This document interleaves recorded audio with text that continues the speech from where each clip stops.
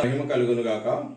యేసుక్రీస్తు ప్రభు నిజమైన దేవుడని నిరూపించడానికి ఆదికాండం నుంచి ప్రకటన గ్రంథం వరకు నేను మొదలుపెట్టి వీడియోలు చేస్తున్నాను. ఇప్పుడు ఆదికాండంలో ఉన్నటువంటి 32వ అధ్యాయము 24వ వచనంలో, యాకోబు ఒక్కడు మిగిలిపోయాను, ఒక నరుడు తెల్లవారు వరకు అతనితో పెనుగులాడెను, తాను అతని గెలవకుండా చూసి తొడగూటి మీద అతన్ని కొట్టెను. ఒక నరుడు అంటే యేసుక్రీస్తు ప్రభు.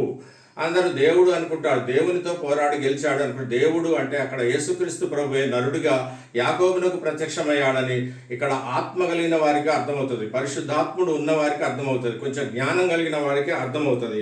అప్పుడు అతనితో పెనుగులాడటం వల్ల యాకోబు తొడగూడు వసిలెను. ఆయన తెల్లవారుచున్నది కనుక నన్ను పోనిమ్మని అడుగగా, నీవు నన్ను ఆశీర్వదిస్తేనే కానీ నిన్ను పోని అనెను. ఆయన నీ పేరేమని అడుగగా అతడు యాకోబు అని చెప్పాను. ఈ యాకోబు అనేటటువంటి పేరు నా ముస్లిం సహోదరులలో అందరిలో ఉంటుంది, అనేక మందిలో ఉంటుంది, కానీ క్రిస్టియన్ సహోదరులు ప్రపంచంలో ఎక్కడా ఉండదు. ఎందుకంటే యాకోబు అనగా మోసగాడు అని అర్థము. నీవు దేవునితోనూ మనుషులతోనూ పోరాడి గెలిచితివి కనుక ఇక మీదట నీ పేరు ఇశ్రాయేలే కానీ యాకోబు అనబడదని చెప్పాను.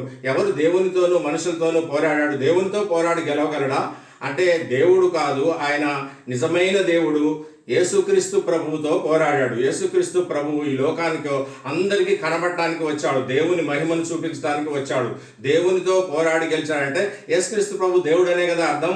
దేవుడే దిగి వచ్చాడు, నరుడిగా దిగి వచ్చాడు, దేవుడే నరుడిగా వచ్చాడు కాబట్టి దేవునితో పోరాడాడని అతను అనుకుంటున్నాడు. కాబట్టి అక్కడ అతనికి పెనుయేలు, ఆ స్థలమునకు పెనుయేలు అని పేరు పెట్టిన. పెనుయేలు అనగా దేవుని ముఖము అని అర్థము. ఈ యాకోబు దేవుని ముఖమును చూసి తిని అయినను నా ప్రాణము దక్కినది, నేను బ్రతికి తిని అనుకున్నాడు. దేవుణ్ణి చూసి ఎవ్వరూ బ్రతకలేదని నిర్గమకాండం 33:22లో స్పష్టంగా రాయబడింది. దేవుణ్ణి ఎవరు చూడనేరడు, చూస్తే ఎవరు బ్రతకరు.